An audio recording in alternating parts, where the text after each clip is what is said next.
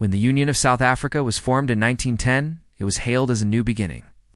But for millions of black South Africans, it was the start of a new century of oppression. This is the story of how colonization evolved into the brutal system of apartheid and how a nation rose up to reclaim its freedom. The Union of South Africa brought together 4 colonies under British rule, but this new power structure was only for white South Africans, both British and Afrikaner. Black South Africans, Colorids, and Indians were completely shut out, denied the right to vote. It didn't take long for new laws to strip away their land and rights.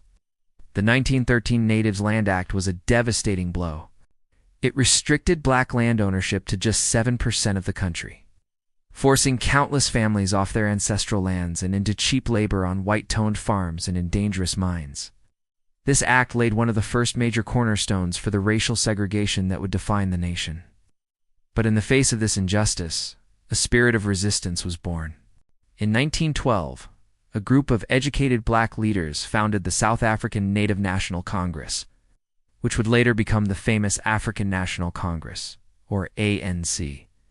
Their initial approach was peaceful.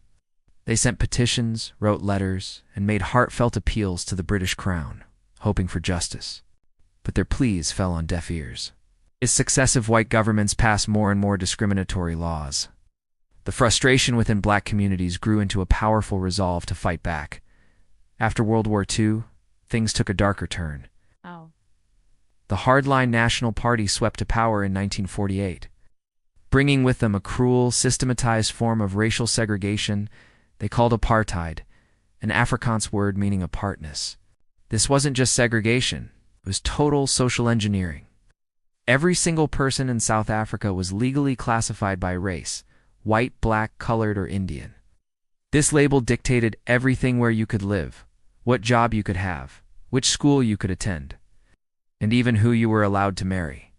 The notorious pass laws forced black South Africans to carry an identification book at all times.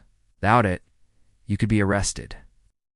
The Group Areas Act forcibly removed entire communities from their homes, bulldozing vibrant neighborhoods to create racially pure zones.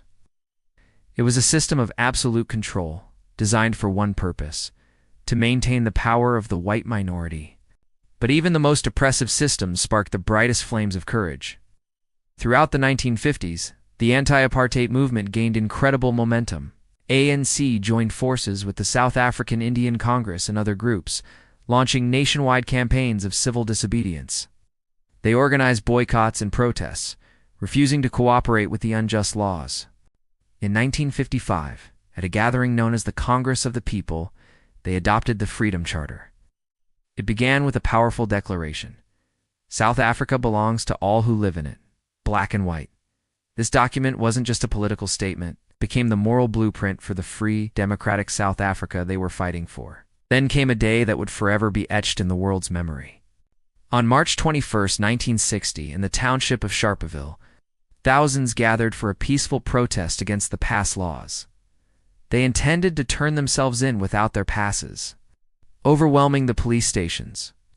But the police responded with live ammunition, firing into the unarmed crowd. 69 people were killed, many shot in the back as they tried to flee.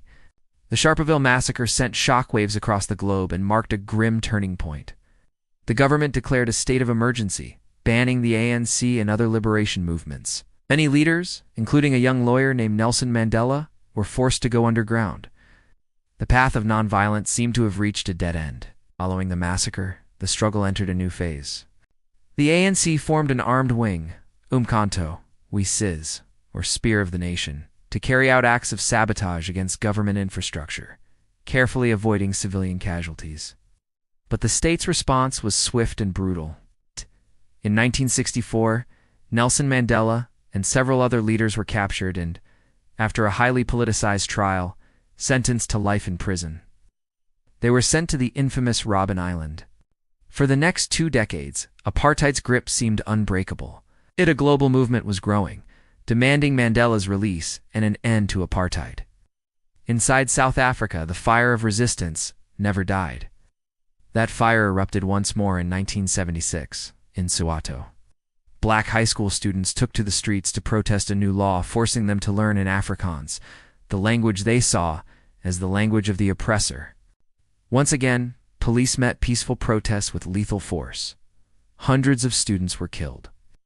The image of a dying 12-year-old Hector Peterson being carried from the chaos became an international symbol of the regime's brutality. The Soweto uprising ignited a new generation, inspiring a wave of resistance that swept across the entire country. The youth had spoken. They would not live in chains.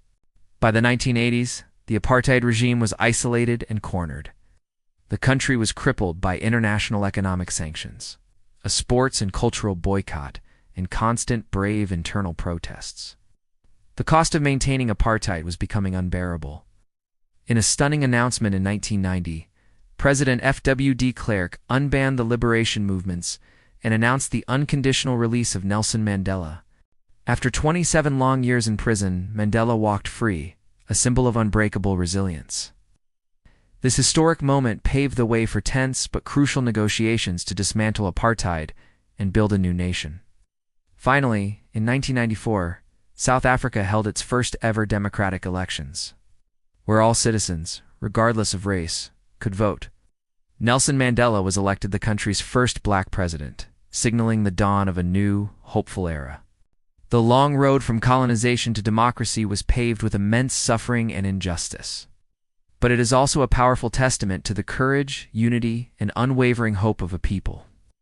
This is the story of South Africa's road to freedom, a reminder that even in the darkest of times, the spirit of a people determined to be free can never be broken.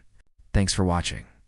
If this story moved you, please like, share, and subscribe for more deep dives into our world's history. See you next time.